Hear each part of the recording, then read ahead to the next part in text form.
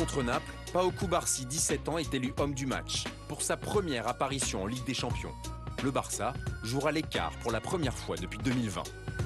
Cette qualification, le club la doit à ses jeunes pousses issus de la Masia. La Masia, le centre de formation, c'est l'ADN de ce club. Hier, Messi, Xavi ou Iniesta. Aujourd'hui, Gavi, Yamal ou Cubarsí. Le Barça est une machine à produire des talents, le signe d'une grande institution. Mais depuis 2 ou 3 ans, le Barça s'appuie énormément sur ses jeunes. Cette année, 6 joueurs de moins de 20 ans jouent régulièrement. Et cette stratégie n'est pas sans conséquence. Pedri et Gavi sont à l'infirmerie.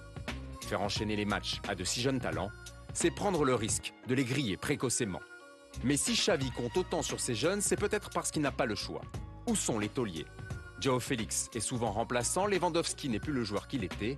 Or, un club comme le Barça devrait s'appuyer davantage sur ses joueurs expérimentés. Des joueurs très talentueux, des tauliers en retrait. La Masia au pouvoir, symbole d'un club en souffrance? On va se prêter à cet exercice de verre à moitié plein ou à moitié vide, José Pierre Fanfan. Ça faisait longtemps, en tout cas, que le Barça n'avait plus sorti autant de jeunes joueurs de ce niveau-là. Mais le fait de se reposer sur eux ne traduit-il pas un trou dans l'effectif? C'est un club en souffrance déjà financièrement. Et ils ont du mal financièrement à attirer des joueurs top niveau. Et c'est un club aussi qui recrute mal, puisqu'ils ont aussi un effectif, mais finalement, les jeunes qu'ils ont chez eux à la Masia sont meilleurs que leurs recrues. Fait venir. Donc ça veut dire que ça recrute très mal. Après, c'est un club qui, par le passé, a déjà démontré que justement, par rapport à son centre de formation, ma génération Messi, Xavi, Iniesta... Sur les 20 dernières années. Non, mais un cycle, c'est pas toutes les saisons, justement. C'est peut-être un nouveau cycle, justement, qui redémarre. Oui, voilà. Donc on peut se reposer sur ça? On peut. Oui, non, mais le pôle d'histoire, il marche dans tous les sens. C'est bien pour ça que cette école, elle est renommée. Donc, on a mis très tôt, souvent, des jeunes. On les a, parce qu'ils avaient l'étiquette Barça, on a tout de suite dit, ça y est, c'est des génies et compagnie. Donc, il faut être prudent. Mais ce qui est sûr, c'est qu'à l'instant T, sur une situation précise, ils peuvent malgré tout s'appuyer sur des jeunes de qualité. Pour Barcy, donc en défense centrale, 17 ans, ça reste rigoureux, c'est sérieux. Ils ont quand même des jeunes qui, à mon sens, le petit Yamal est déjà donc international. 16 ans, c'est jeune. Mais c'est Mbappé qui débloquait. Il n'y a pas d'âge pour le talent, il n'y a pas d'âge pour la qualité. Mais là, regardez, le nombre est de plus en plus croissant. Des joueurs de moins de 20 ans dans l'effectif de Xavi, avec Lamine Yamal, vous l'avez cité, en 16 ans et qui compte déjà 38 matchs. Hector Ford qui en a 7, en passant par Gavi, pardon. Est-ce qu'il n'y a pas un risque, c'est la question qu'on a posée un peu dans le sujet, de griller tous ces jeunes-là? Mais tous sont pas au top. Il y en a 2 vraiment qui... Qu'est-ce qui est en train de devenir ce club-là? C'est l'Ajax. C'est-à-dire qu'avant, l'Ajax dominait le football européen. Puis à un moment, il a été rattrapé par des réalités économiques, l'arrêt Bosman, etc. Et puis ensuite, avant, les jeunes comme ça, ils venaient se greffer autour de joueurs confirmés et de cadors et d'internationaux néerlandais. Le Barça, ils sont en train de faire exactement la même chose. Les joueurs confirmés, ils ont disparu ou alors ils ne sont pas au niveau ou alors ils vont chercher des joueurs en fin de cycle libres en faisant des coups comme les clubs de Serie A à une époque quand ils n'avaient plus d'argent. Tant mieux pour les gamins parce que ça leur permet de lancer leur carrière professionnelle. Et ils ont de la qualité et ils sont bien formés. Mais on voit bien qu'effectivement, on sent qu'il y a un côté machine à laver. C'est-à-dire que là, on parle de Yamal. Il y a une hype Yamal. Je lui souhaite la plus belle carrière au monde. Il a des qualités. Mais moi, je me souviens, il y a 2 ou 3 ans ou 3-4 ans, en dessous Fati, ça y est, c'était le nouveau Neymar.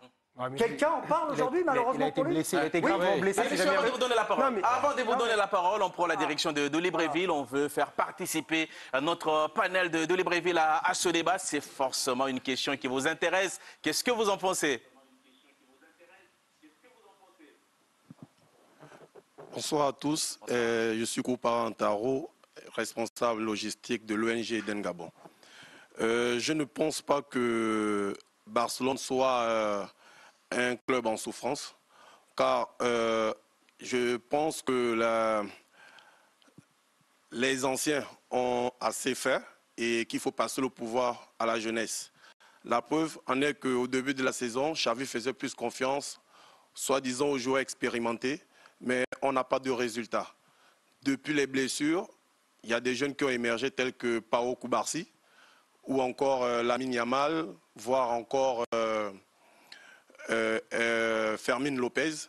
Aujourd'hui, on peut dire que ces jeunes ont décidé de prendre le pouvoir et de prouver au monde entier qu'il n'y a pas que les anciens qui peuvent faire quelque chose dans un club et que les jeunes aussi peuvent apporter une pierre à l'édifice.